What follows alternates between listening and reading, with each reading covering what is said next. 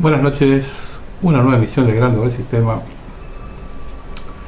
Algunos dicen que hay una confusión porque el correo para comunicarse conmigo está junto a los datos de Mercado Libre. Escuchen el programa desde el comienzo. En los carteles, después de la música, durante la música de presentación, ahí está la dirección. Piden cosas en el foro. Dije que no participaba más. Comuníquese por correo, por favor. Parece que algunos integrantes de las fuerzas de seguridad están nerviosos conmigo por un par de correos que me han enviado. Lo siento, muchachos. Yo relato lo que ustedes hacen. Háganse cargo. El show se los paga la gente, no los políticos. Parece que todavía no se dieron cuenta. Respecto del comentario que hice acerca del libro de Thomas Hearst, un oyente me envió el siguiente mensaje. Por el año 1995 leí en francés en la Biblioteca Nacional L'État juif, el Estado judío de Hearst, seguramente una edición distinta a la que citó, pero al referirse a los países elegidos dijo Palestina y Argentina, no Patagonia, y aclaraba la finalidad de la primera como el Estado tradicional religioso y la segunda como el material. Esto yo no lo sabía. La primera como el Estado tradicional religioso y la segunda como el material. Además informó algo muy perverso, que los primeros judíos a enviar iban a ser elegidos entre ese pueblo más ignorante. Las palabras no serán las mismas, pero sí la intención, es decir, que esos serían los conejitos de India y que era normal que se sacrificaran aunque tuvieran que morir algunos. Yo le digo, repito el sentido, recuerdo que esa bajeza contra su propio pueblo me indignó. Sí, acuérdense cuando yo hice el programa con el presidente Coronel Alonso, que él dijo, ¿no?, que no era la Patagonia, que era toda la Argentina. Búsquenos el programa, creo que es el número 8 de Entrevista del Tábano, cuando el Coronel Alonso dice que no es la Patagonia, es toda la Argentina.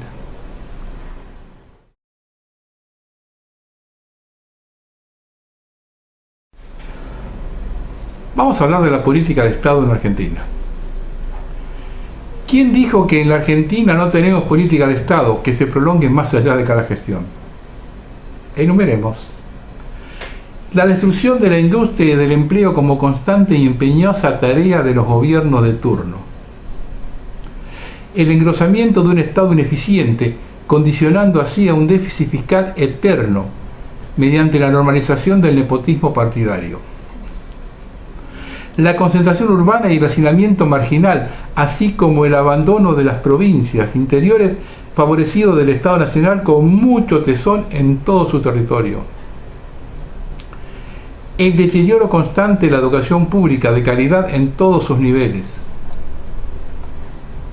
La especulación financiera abusiva mediante la complicidad y beneficio de sus gobernantes para jugar capitales. La deuda externa más duradera y reiterada que todas las variables partidarias.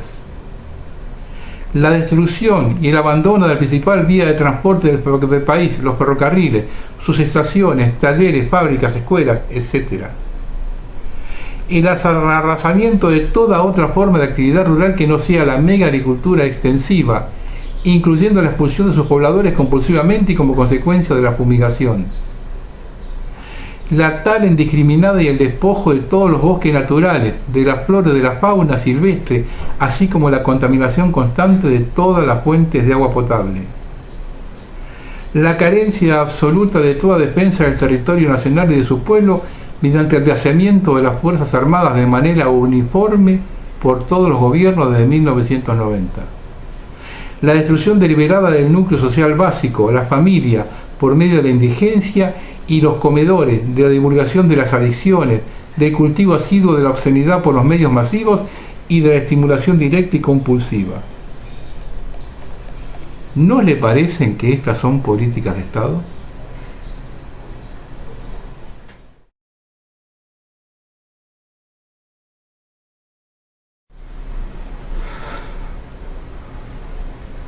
¿A quién le vamos a echar la culpa? El país en vilo, reclamando culpables, y todos se suben al asesinato clasista buscando una justificación que no le toque ninguna responsabilidad del hecho. ¿Está bien castigar a los asesinos? Sí. ¿Tienen que pudrirse en la cárcel los 10? Sí. ¿Y ahí termina todo? ¿O este es el comienzo? El país está totalmente destruido, partido en tantos pedazos como se nos ocurra. 10 asesinos que matan a uno a patadas por una cuestión clasista. Y otros apuñalan o matan turistas porque también por una cuestión clasista. Por la misma cuestión roban ancianos y se los golpea con saña como responsabilizándose de su situación. Y el 90% de la población vota a los responsables de dividir la sociedad, generar la lucha de clases y el odio. Nunca más claro que tenemos los gobernantes que se nos parecen. ¿A quién le vamos a echar la culpa? ¿A quién le piden justicia? ¿A los que transaron con los poderes políticos y económicos? ¿A los que jamás metieron preso un solo ladrón de guante blanco? ¿Uno solo? ¿De los que se robaron $1 billón? Sigan haciendo el caldo gordo.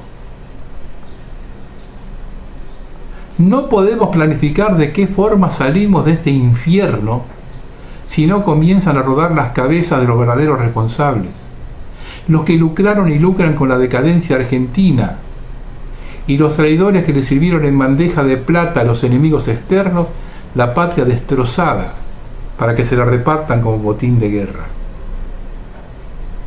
Ningún plan es posible mientras no se haga justicia con esas camadas de mal paridos que usufructuaron cargos públicos en los 3 poderes, gerenciaron empresas o encubrieron detrás de los medios de comunicación en los últimos 45 años. Y quieren que ir presos, luego de sacarles hasta el último centavo a los que viven y sus descendientes, llevarlos a que conozcan la miseria a que sometieron a millones de argentinos. Hoy tenemos un caso emblemático: Javier González Fraga.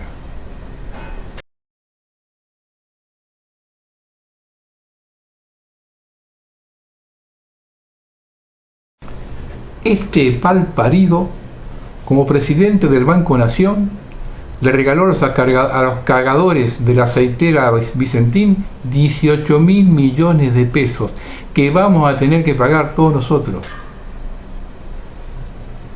¿Qué otra cosa se puede hacer con gente como esta, que abundan en el país?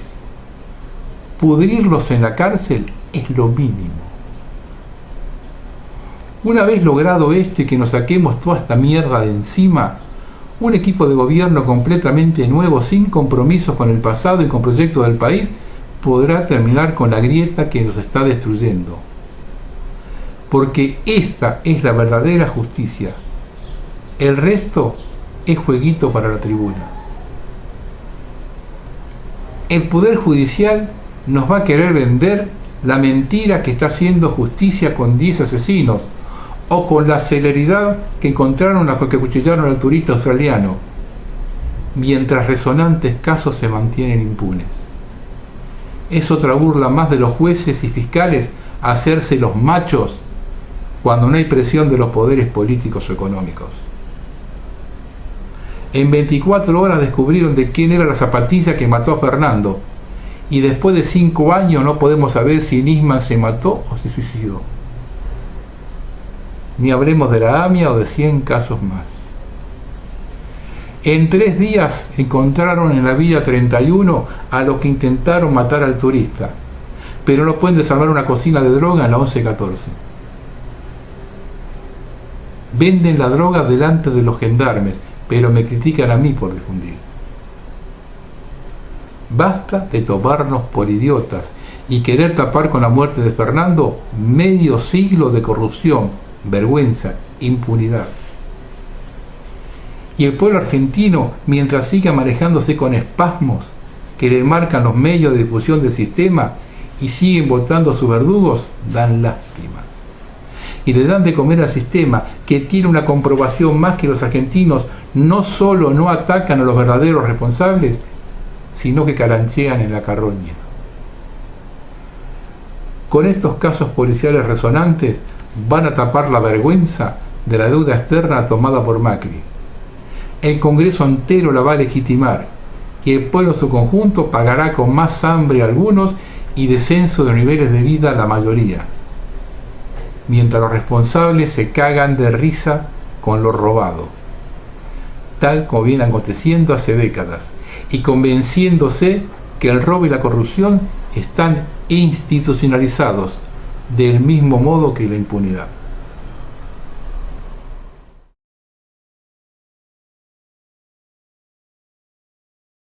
Hay un artículo que escribió Natalia Donato sobre la renegociación de la deuda y tiene cosas interesantes. El proyecto de ley a que accedió Infobae consta de 9 artículos y tiene como principal objetivo obtener la aprobación parlamentaria del proceso de reestructuración de la deuda bajo legislación extranjera, que se hará en el corto plazo antes del 31 de marzo. Los primeros artículos autorizan al Poder Ejecutivo a realizar el canje, con lo que en este proceso conlleva como la contratación del estudio de abogado, que ya es un hecho, y es el Cleary, Gottlieb, Sting and Hamilton, y del grupo de bancos que tendrá el mandato de la reestructuración de la deuda soberana, así como la definición de los respectivos prospectos de los nuevos títulos. Respecto de la prórroga de jurisdicción a la que se refirió Guzmán, lo concreto es que el proyecto de ley reafirmará que los nuevos bonos se emitirán bajo legislación extranjera. En etapas anteriores eso se hizo por decreto, pero ahora el gobierno busca que todo salga por ley. De hecho, la propuesta será discutida en el marco del Congreso. Según pudo averiguar este medio de fuentes de bancos, que está negociando ingresar al negocio del canje, el ministro le dio los lineamientos generales de lo que pretenden sea una reestructuración sostenible de la deuda. La intención es que haya un recorte de los intereses del 50% y que no haya quita de capital. Con respecto a los plazos, el objetivo de Guzmán es que haya 2 años de gracia en los que no haya pagos ni de capital ni de intereses. De hecho, en el sondeo previo no pudo ser posible una quita del 15% de capital ni la postergación de pagos por 4 años. En cuanto a la negociación con el Fondo Monetario, el ministro Guzmán confirmó que mantiene conversaciones en tono constructivo para reestructurar los pagos programados con vencimiento concentrados entre el 2021, 2022 y 2023. En este contexto, a fin de enero tendrá una reunión con parte del Estado del organismo en Nueva York y en febrero se reunirá con la titular Cristalina Georgieva en el Vaticano. El objetivo es acordar nuevos plazos sin que haya condicionamientos para la Argentina.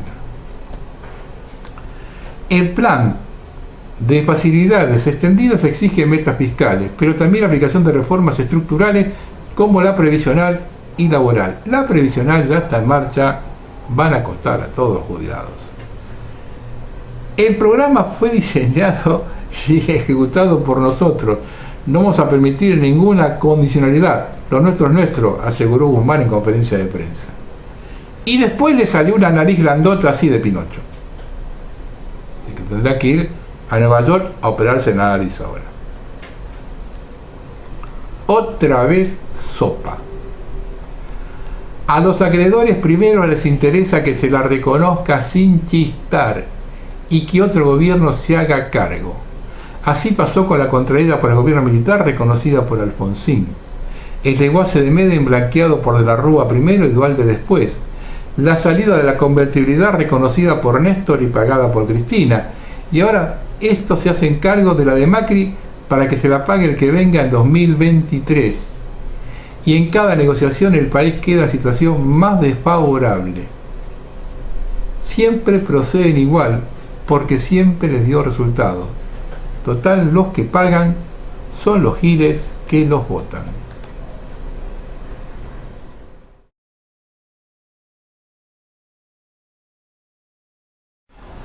quiero agregar unas pequeñas noticias breves de este nuevo gobierno.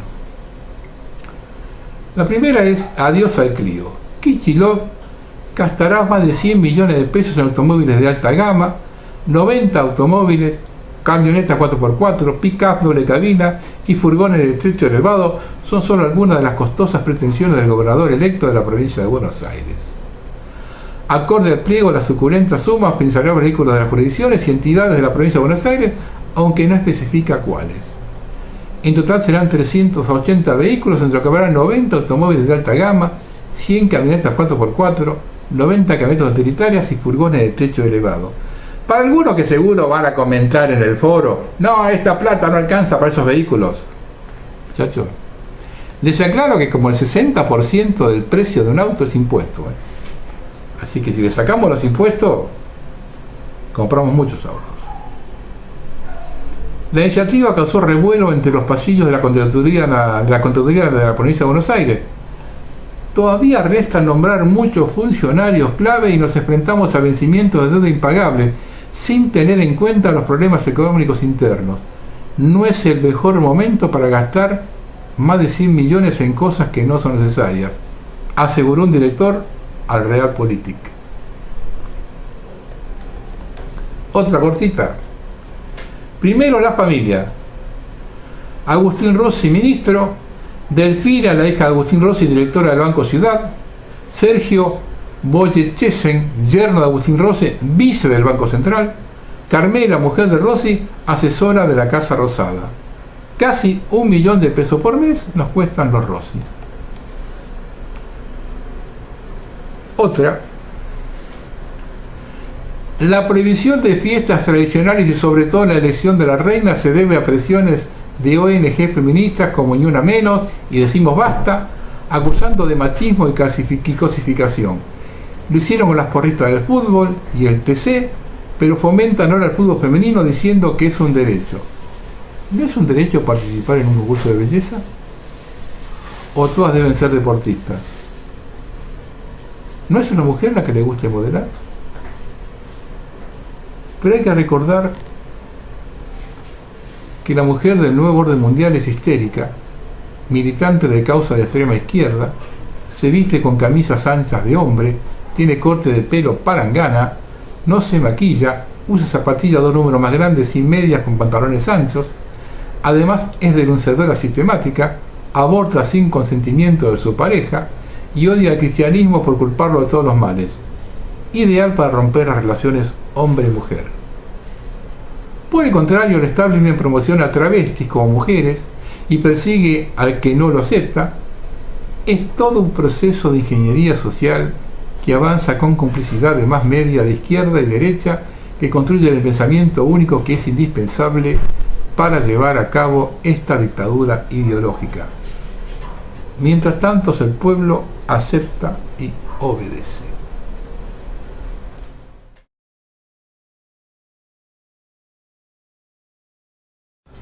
Hay un artículo de Tomás González Pondal.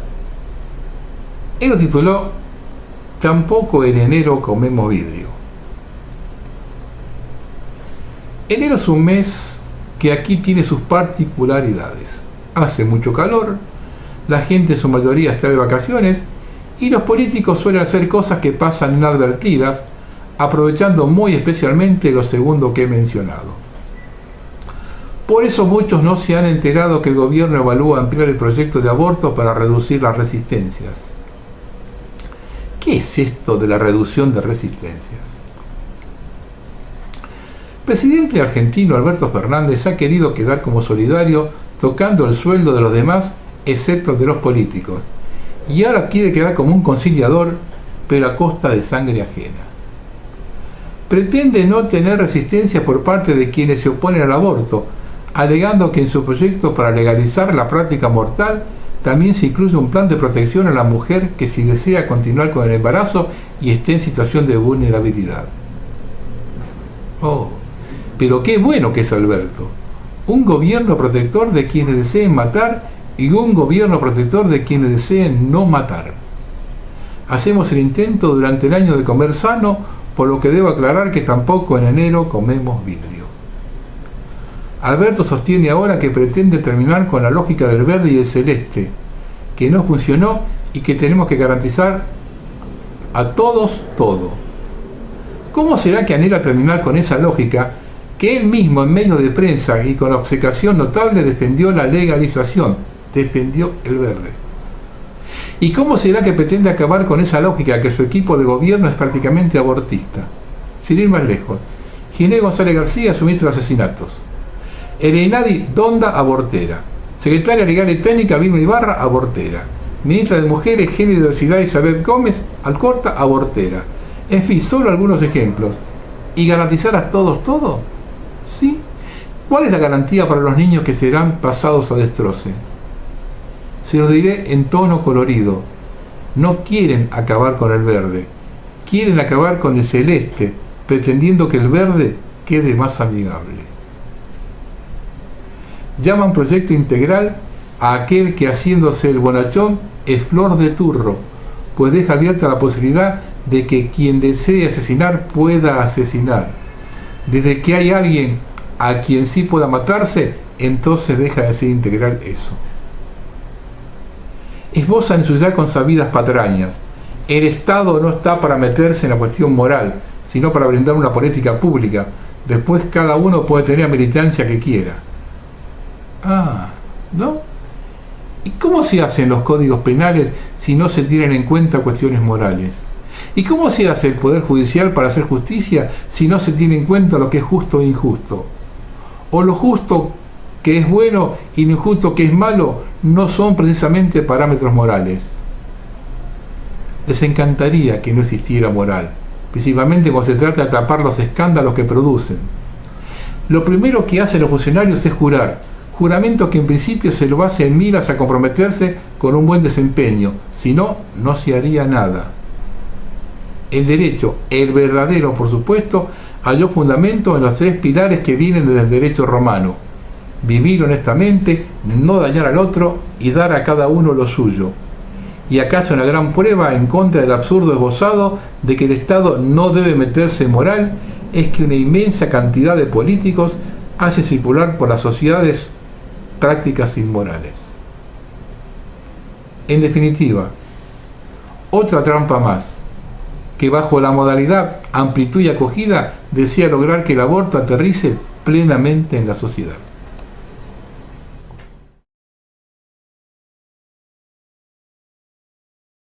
Bueno, yo voy a hablar del coronavirus. A ver cuántos le dicen esto.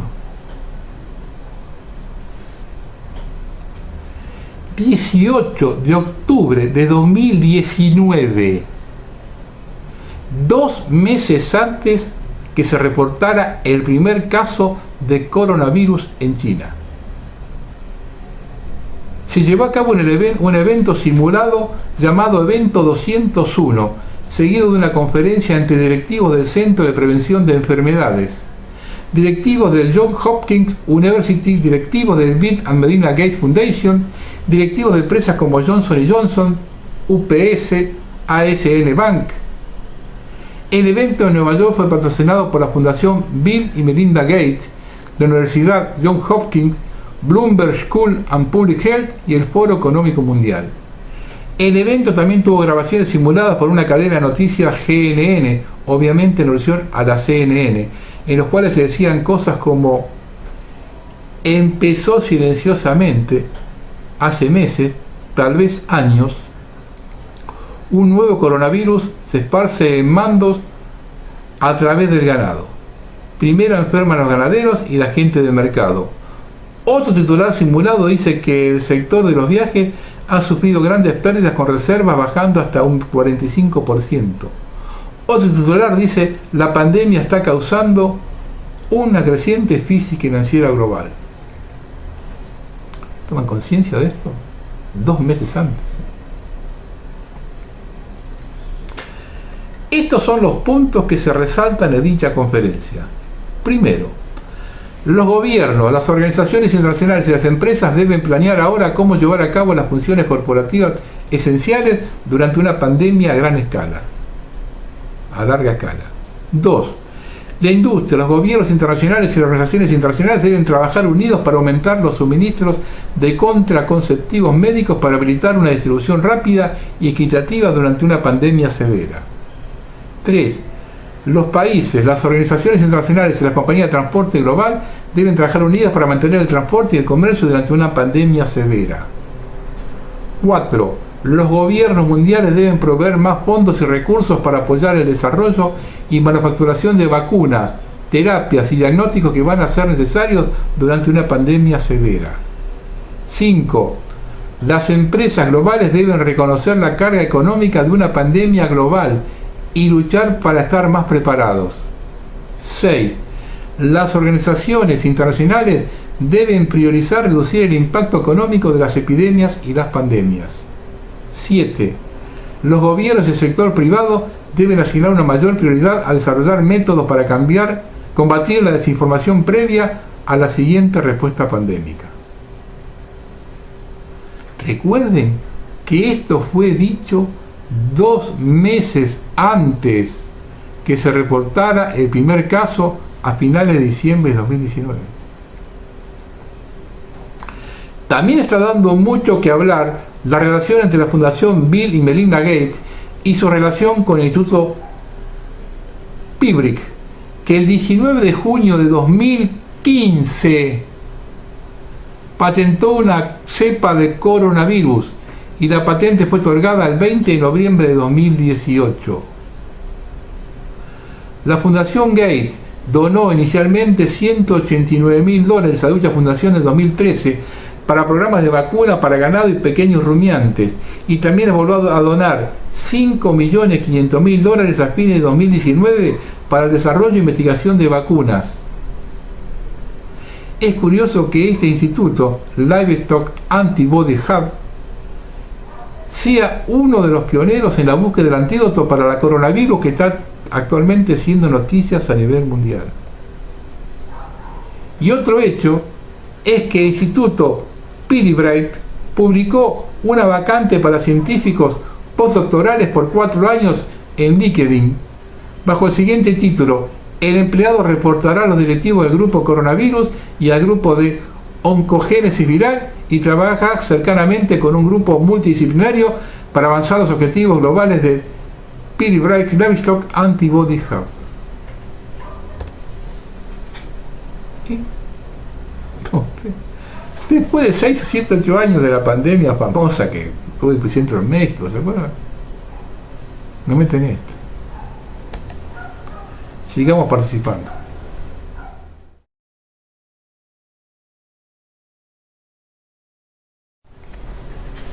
Este es el espacio para los chicos, para los jóvenes. El futuro llegó.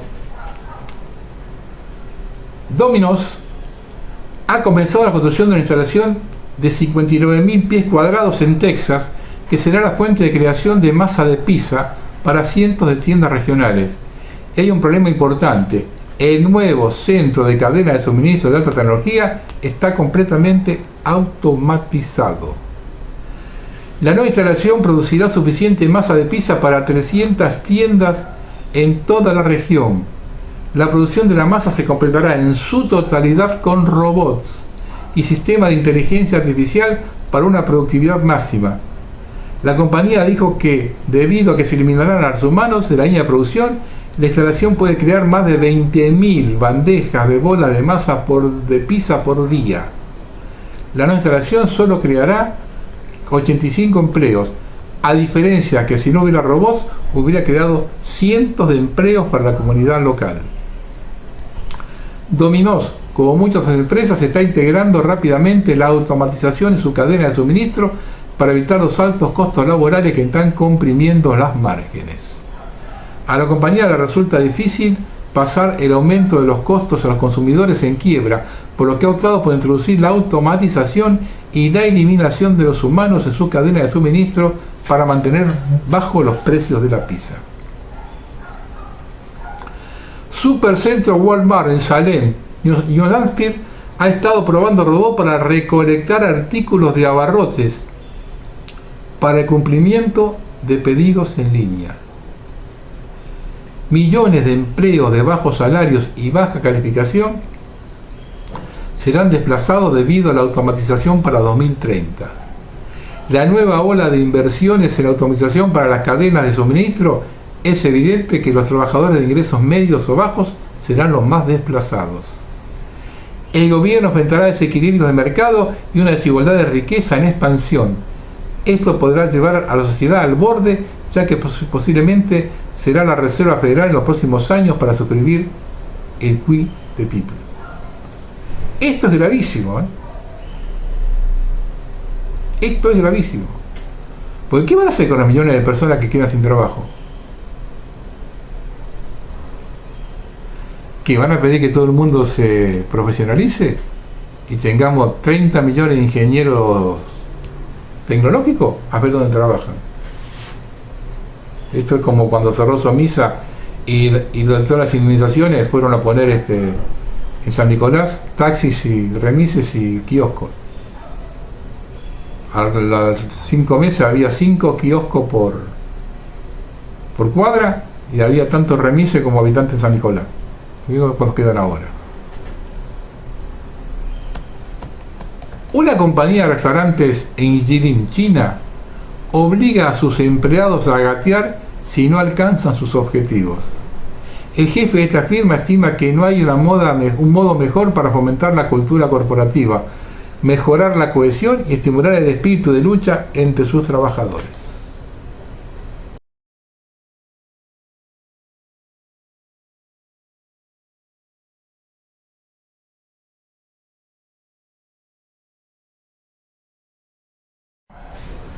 A ese futuro que ya llegó, le vamos a contrarrestar la Argentina del presente.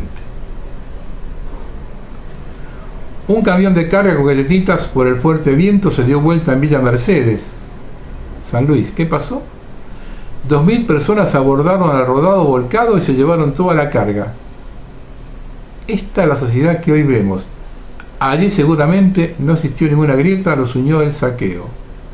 Estamos hablando de San Luis, la provincia diferente, donde no hay miseria según sus gobernantes. Tampoco le vamos a echar la culpa a la gente. Es la bajada de líneas con el ejemplo. Hay otros que saben hacerlo con paladar fino, fuga de capitales, etc. Esto ya dejó de ser un problema político. Esto es cultural. En los últimos días se conoció una iniciativa de un grupo de jóvenes de la Lajita Salta que se organizan en contra del empleo de agrotóxicos en la zona. Eric Zamora, vecino de la localidad, habló al respecto y denunció que fue amenazado por un sojero de la zona. Zamora denunció así las amenazas de las que fue víctima en los últimos días a raíz de esta iniciativa que llevó adelante. En el transcurso de los últimos días he recibido amenazas de muerte por parte de un sojero de gran poder económico. Todavía no hice la denuncia, porque si bien esta charla que tuve con el tipo que me fue a ver a mi casa me dejó en claro que tiene mucho poder, mucha injerencia en la justicia, por ahí yo no sabía qué podía pasar si denunciaba a él, relató, aunque adelantó que formalizará la denuncia por recomendación de sus abogados. Aparte de esta amenaza de muerte, me ofreció 1 millón de pesos para que cesáramos en la lucha, contó el vecino de la localidad, quien también remarcó que la mayoría de los ojeros, que son 10 en el departamento, ninguno vive ahí, sus familias no viven ahí y ellos tampoco. Zamora recordó que La Lajita es la zona productora de soja más grande del departamento en Salta y de Anta, donde los ojeros producen el 65% total de la soja del NOA, mientras que a la vez es el segundo departamento más pobre de Salta. Producen el 65% de total de la soja del NOA y es el departamento más pobre de Salta. Esto salió publicado en algo personal de FM Noticias 88.1.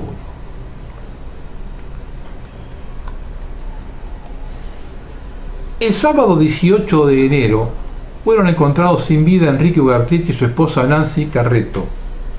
Ambos se suicidaron con un arma de fuego pocos días antes de las fiestas del pueblo, a unos kilómetros de Piedra Parada, un paraje cercano a Hualjaina, en Chubut. En el vehículo se encontró una carta, cuyo contenido no fue hecho público, aunque sospecho que allí se revelarán los motivos de semejante determinación. Enrique era médico del Hospital Rural de Hualjaina.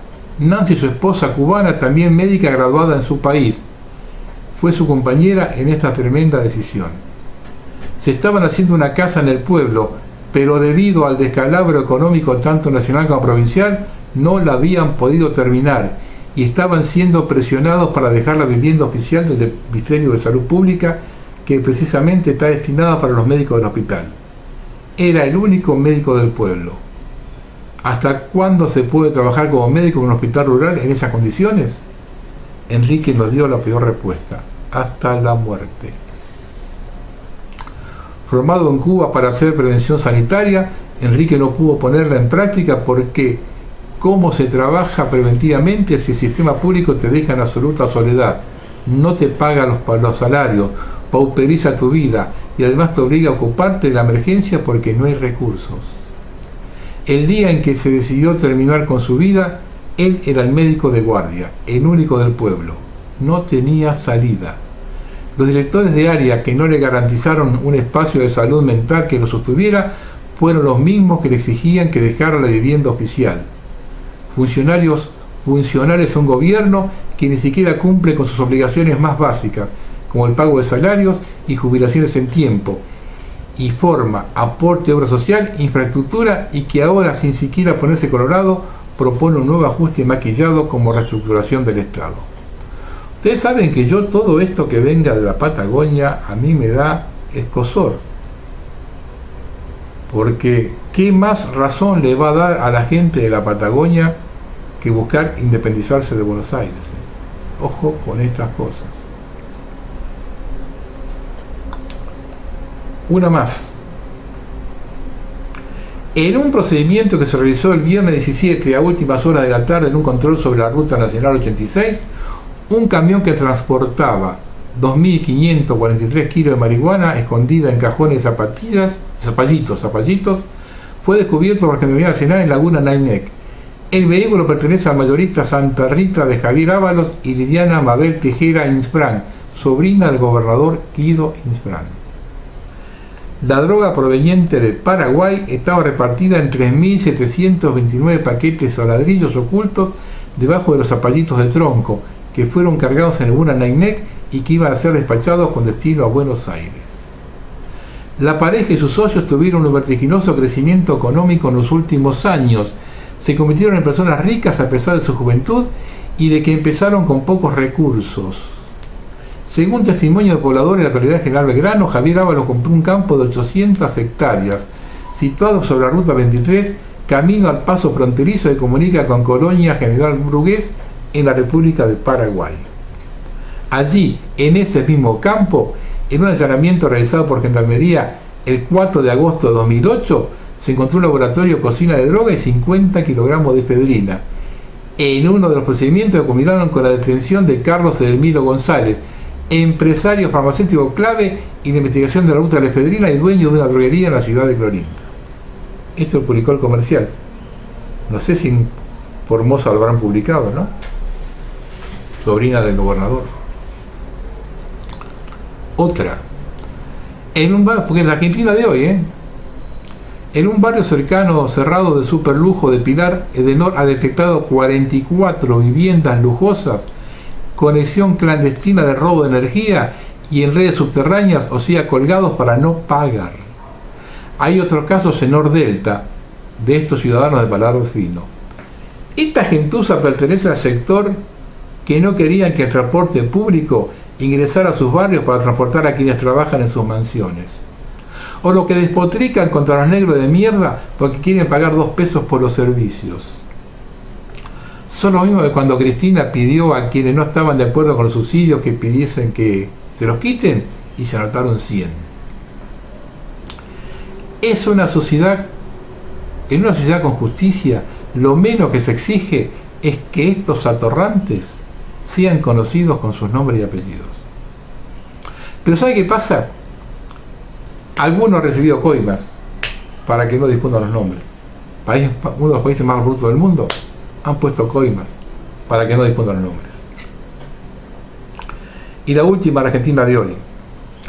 Se termina el cooperativismo para la empresa Láctea Sancor y pasará a ser una sociedad anónima. La cooperativa se defenderá del 90% de sus acciones y pasará a ser propiedad de Adecoagro, una empresa que cuenta con más de 300.000 hectáreas de campo en Argentina, Brasil y Uruguay, y que es la mayor productora de leche en el país, superando los 300.000 litros diarios. Es una empresa con origen de fondos de inversión que derivaron una parte del negocio agroindustrial argentino. Entre los inversores del fondo se encuentran el Fondo Soberano de Qatar y el millonario de origen húngaro George Soros.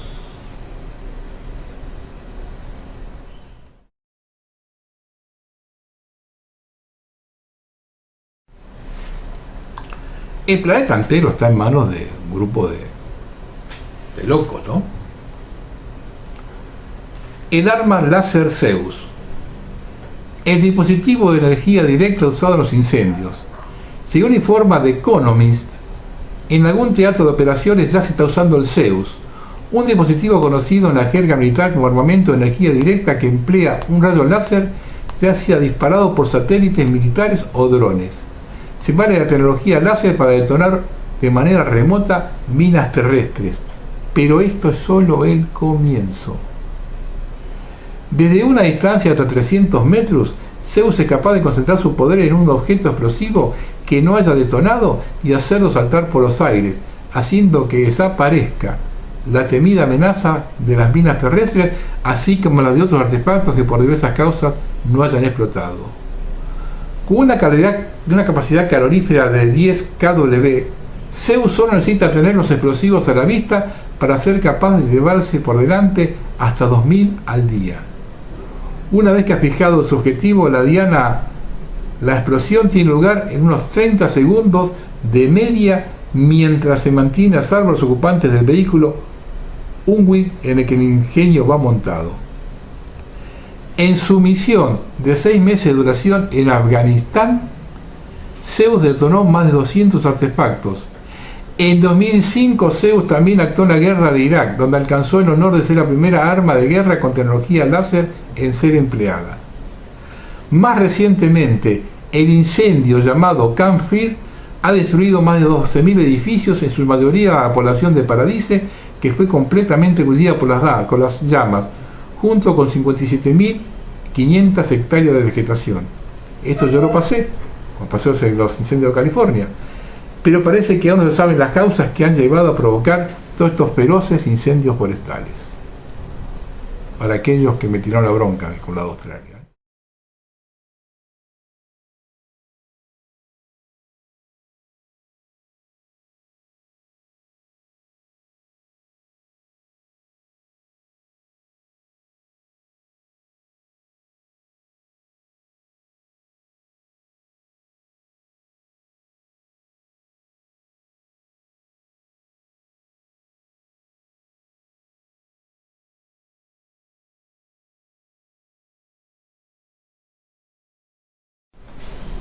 Josefina Fraile, ex eurodiputada, denunció: la manipulación de los campos electromagnéticos terrestres está interfiriendo en la resonancia Schumann de 7.83 Hz, que al ser la misma frecuencia a la que funciona el hipotálamo, está afectando negativamente en la salud mental de muchas personas, una práctica aberrante con la que queda patente el uso de la manipulación climática como arma de guerra bajo el disfraz de geoingeniería.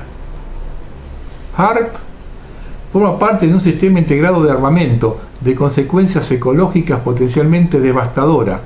No solo tiene la capacidad de contribuir a cambiar el clima, bombardeando masivamente la atmósfera con haces de alta frecuencia para desestabilizar el equilibrio tectónico, sino que también mediante la conversión de ondas de baja frecuencia en alta intensidad puede alterar y comprometer el funcionamiento del cerebro humano, al igual que otras patentes de guerra capaces de generar confusión, agresividad y letargo. Este último afecta especialmente el comportamiento de aves, mamíferos y animales marinos, provocando comportamientos inesperados, confusión y suicidios en masa, como los experimentados por cetáceos o leones marinos desde hace varias décadas, además de la caída masiva de aves muertas en episodios de manipulación climática por la zona, síntomas atribuidos fraudulentemente a un supuesto cambio climático. El doctor Nicolás Vergis explica que estos trenes de ondas electromagnéticos posteriormente rebotan hacia la Tierra y traspasan objetos y organismos vivos.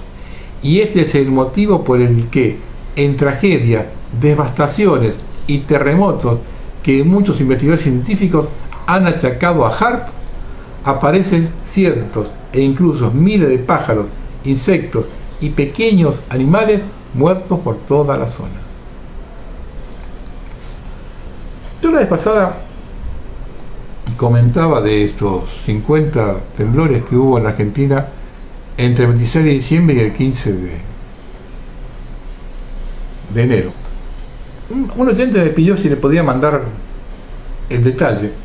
Como lo busqué, no lo encontré al principio, entonces fue de vuelta a la fuente y me llevé un sorpresón. Ahí encontré que había visto 50 temblores más entre el 19 de enero y el 21-22. En 4 o 5 días ha habido 50 temblores más. Después encontré el recibo y le mandé los dos. Le mandé el que dije yo y luego encontré. En 4 o 5 días en enero había 50 temblores más. Ojo con esto.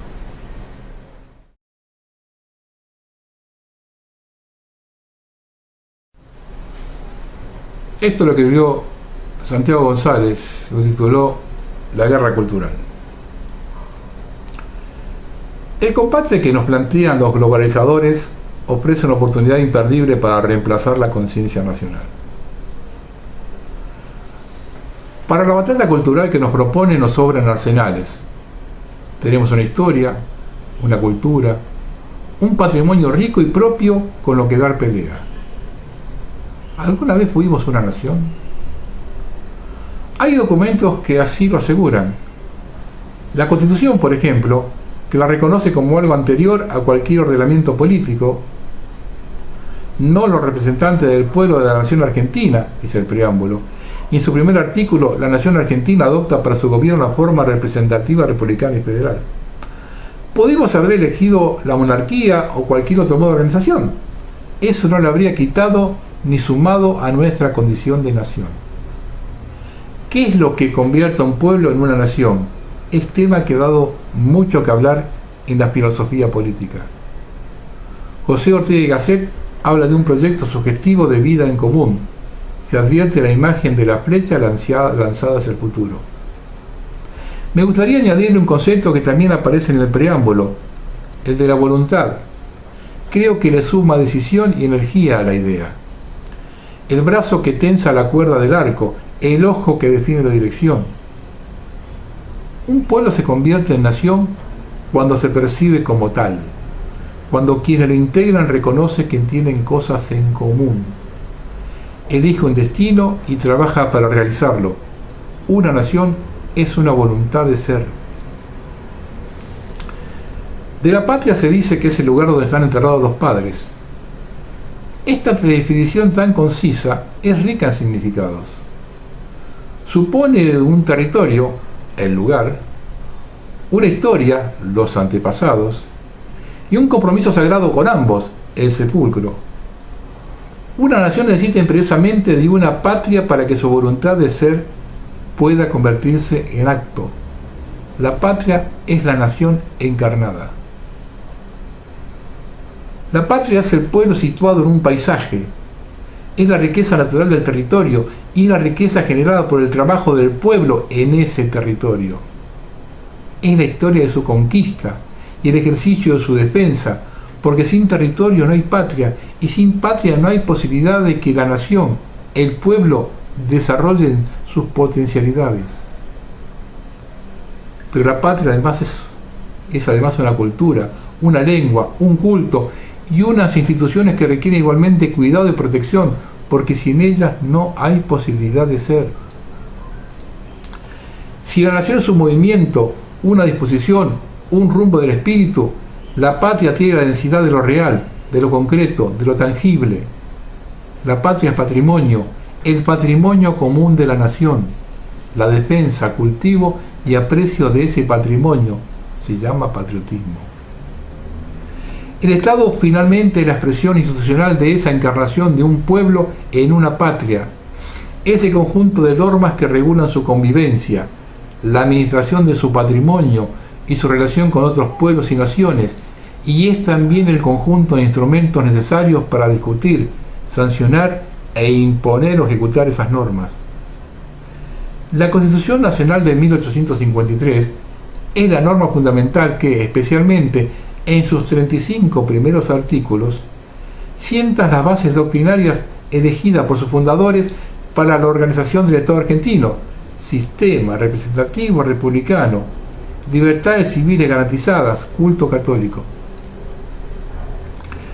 La nación argentina consagra de este modo la vocación, el proyecto y la voluntad de un pueblo, afincado en una patria y regido por unas normas que le aseguran su espacio en libertad.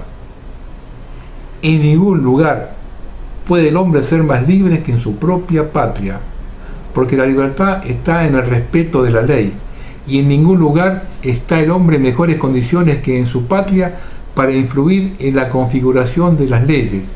Tiene el derecho y la obligación de hacerlo. La nación como vocación, proyecto y voluntad de un pueblo. La patria como patrimonio, historia y cultura común.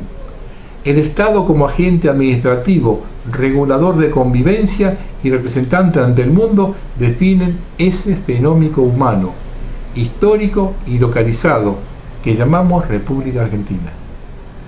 No es necesaria una mirada demasiado perspicaz a través de este conjunto para darse cuenta de que estamos en problemas.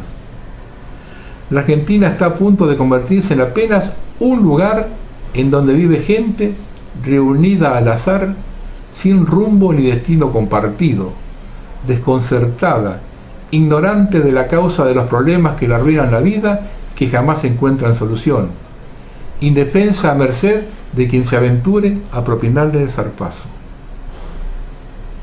El Estado está en ruinas, hipertrofiado y poblado de incompetentes.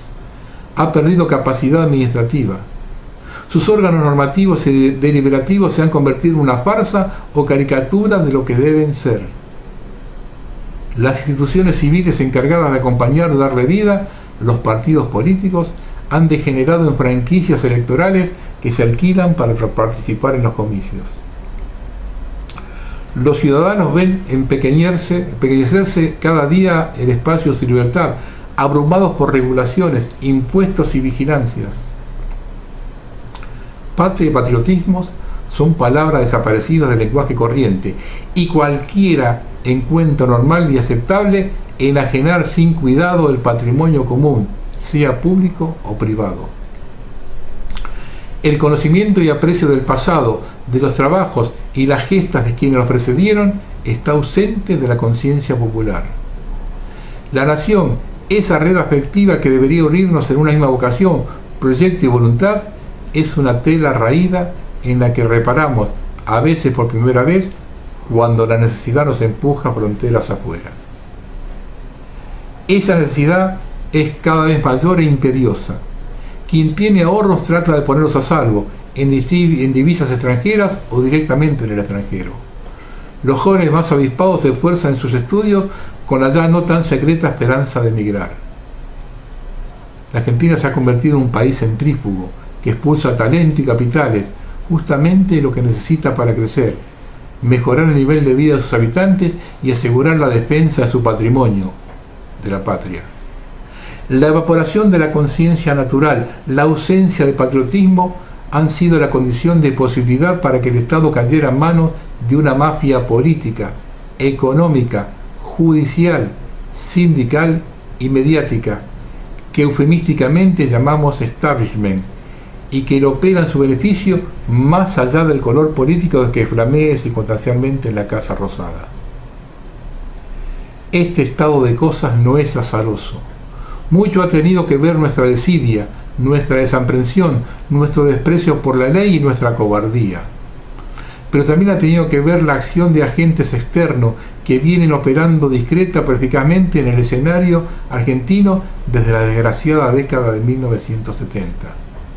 cuando una sutil operación de pinzas liquidó al mismo tiempo la subversión castrista y los profesionalmente ambiciosas Fuerzas Armadas con sus estudios estratégicos, su dominio de energía nuclear, sus ingenios misilísticos y aeronáuticos y también sus desarrollos convencionales como el tanque TAN y el fusil FAL. La guerra de Malvinas fue un giro imprevisto de esa maniobra, algo que se escapó de los planes y tuvo el inquietante efecto de devolver a los argentinos la conciencia de serlo, de reavivar el sentido de pertenencia a una nación. Esa guerra puso en marcha un nuevo juego de pinzas, punitivo y ejemplar, el abrazo globalizador. De la mano de Raúl Alfonsín llegó la socialdemocracia europea para conducir las operaciones de desmalvinización y expandir la ideología progresista hacia la cátedra, los medios y el entretenimiento. La Argentina, que había sido pionera en los decisivos campos de la salud y la instrucción pública y protagonista del más exitoso ejemplo mundial de asimilación migratoria, se dedicó a remediar innecesariamente el estado de bienestar socialdemócrata y a inventar problemas inexistentes como la discriminación, la violencia de género, la salud reproductiva, el indigenismo, el feminismo, el multiculturalismo y otras patrañas semejantes, que solo sirvieron para multiplicar la burocracia, desencadenar infinidad de programas y actividades e imponer al Estado obligaciones imposibles de afrontar. Y así comenzó a girar el círculo vicioso del que no hemos logrado salir, caracterizado por el endeudamiento y la inflación, síntomas de un Estado que gasta por encima de sus posibilidades y que esquilma a los ciudadanos en exclusivo beneficio de una mafia corrupta encaramada en el poder. De la mano de Carlos Menem llegó el otro brazo de la pinza globalizadora, el brazo financiero, con sus préstamos previsiblemente incobrables, su default, sus buitres, sus jugosas comisiones y esos enigmáticos fondos de inversión a la pesca de pichinchas entre las esperables víctimas del desmanejo económico. Las aberrantes decisiones económicas adoptadas en casi 4 décadas de democracia, con sus secuelas de concentración y extranjerización, todas contrarias al interés nacional, no se entienden sino en el marco de un propósito deliberado. Es probabilísticamente imposible tanta persistencia en el error. Al neoliberalismo de Menem y Macri y el populismo de los Kirchner y los Fernández son espantajos ideológicos agitados por la prensa para encubrir un único y mismo fenómeno, una verdadera política de Estado que reconocemos no por sus nobles intenciones, sino por sus innobles efectos. La destrucción económica, cultural, social y política de la nación argentina en beneficio de un puñado de comisionistas de intereses externos y otro puñado de saqueadores del patrimonio nacional. Hay quienes perciben la magnitud de la tragedia y les buscan salida, generalmente por el lado de su experiencia les hizo más evidente. Unos ponen el acento en las reglas de juegos económicas, otros en la colonización cultural, estos en las cuestiones migratorias, aquellos en la endeblez de nuestro sistema de defensa, otros más en las anomalías del sistema político. Y todos tienen razón. Pero me temo que están tomando el rábano por las hojas. Si la reconstrucción argentina todavía es posible, debe comenzar por sus cimientos, por la vocación, el proyecto, la voluntad nacional, cuyo alimento y combustible es el patriotismo, la memoria y aprecio del patrimonio histórico, cultural y material que nos es propio. La conciencia nacional revive y se retempla en el combate, lo demostró la guerra de Malvinas, y a contrario censur lo demostró la urgencia y la intensidad de la desmalvinización. Más de 30 años tuvieron que pasar para que el gran público comenzara a conocer las historias y los nombres de los héroes de esa gesta. Este único dato debería indicarnos que ese es el camino y el propio enemigo nos lo ofrece al iniciar las hostilidades. La Argentina, como los principales países del occidente cristiano, sufre hoy el ataque del capital financiero. Su meta es la eliminación de las soberanías nacionales y la remisión de los ciudadanos a la condición de esclavos. Su arma ideológica es la ideología socialdemócrata, progresista o izquierdista. Nos ha declarado la guerra, y se trata de una guerra armada de palabras, de relatos, de consignas, de imágenes repetidas hasta el hartazgo, por una red mediática globalizada y cómplice y conducida en el terreno por quinta columnistas a sueldo. Su blanco es la nación, la fe, la familia, el idioma, la música, el lenguaje, la memoria, todo aquello que sostiene la identidad de una persona y de una comunidad de personas. No habrá reconstrucción posible en Argentina sin una convocatoria a la defensa en ese combate decisivo que no va por los cuerpos, sino por las mentes, por el espíritu. La Argentina ganó su primera batalla en esta guerra cuando logró frenar el proyecto que buscaba la legalización del aborto y se convirtió en modelo y guía para el resto de la región. Sería imprudente dejar escapar ese impulso. No estamos ciertamente en condiciones de librar una guerra convencional, pero para la batalla cultural que nos proponen nos sobran arsenales. Tenemos una historia, una cultura, un patrimonio rico y propio con lo que armar escudos, rellenar obuses y dar pelea. Si en la hermandad de la trinchera recomponemos el vínculo afectivo, nos reencontramos como argentinos. Recuperamos aquella misión de futuro que sembraron nuestros patricios. El resto se nos dará por añaduría. Tendremos por fin una brújula para orientar políticos y un cortabón para medir su eficacia en la persecución de un destino nacional. Debemos saber, sin embargo, que las guerras, e incluso las simbólicas, son costosas, a veces prolongadas, y exigen sacrificios, y que nadie responde a un llamado a filas si no reconoce primero su bandera.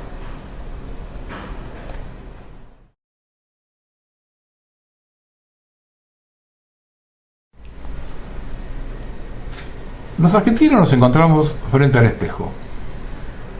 El infierno tan temido nos golpea la puerta. Hicimos la vista gorda cuando infiltraron la educación y la destruyeron. No nos importó cuando la corrupción era una mancha de aceite que se desparramaba por toda la Argentina. Mirábamos para otro lado cuando la droga avanzaba quemando nuestra juventud. Dejamos que una minoría que fue rechazada por la sociedad de los 70 y que no se prendió en esa lucha subversiva copara todos los sectores que los políticos traidores y entreguistas le cedieron. Un egoísmo supino a la hora de votar jamás decimos con vocación colectiva, sino que primaron las necesidades y el estado de ánimo de cada uno al momento de ingresar al cuarto oscuro. Se sufragó con la más absoluta falta de memoria e interés por la cosa pública. Cada uno hizo lo que le convenía, individualmente obviando que el interés general está por encima del particular, porque vivimos en comunidad. Compramos todos los mensajes del sistema, todos, el individualismo, la tolerancia al delito, porque los delincuentes eran víctimas de la sociedad, no de las políticas económicas impuestas. Consumimos violencia todos los días por la televisión y el cine. Dejamos a nuestros niños horas enteras mirando dibujos animados llenos de violencia y malos ejemplos. Jamás siguieron a quienes proponían algo distinto, a los que lanzaban la voz de alerta. No solo eso, los denigraban y catalogaban de lo que el sistema les ordenaba, y seguían votando a los personeros de la decadencia. Y ahora nos asombramos y salimos a la calle por los desmanes que causan nuestros jóvenes o el desborde de la delincuencia y las adicciones. Todo está fuera de control. Quien observa a los padres de Fernando tiene que darse cuenta que hay cosas más importantes que el bienestar o algo familiar, porque nadie está exento de que acontezca, ya sea de esa forma, de un accidente, una adicción, una bala perdida. Lo peor de todo es que esta catarsis va a durar hasta que metan preso a los responsables y todo volverá a la normalidad hasta el próximo caso, que por supuesto en una sociedad desmadrada será cada día más frecuente. Estoy cansado de decirlo. El precipicio está cada vez más cerca, pero aún estamos a tiempo de evitarlo. Pero para eso hace falta un cambio total de la percepción de la realidad. Si seguimos corriendo tras la utopía materialista, nos vemos al final del barranco.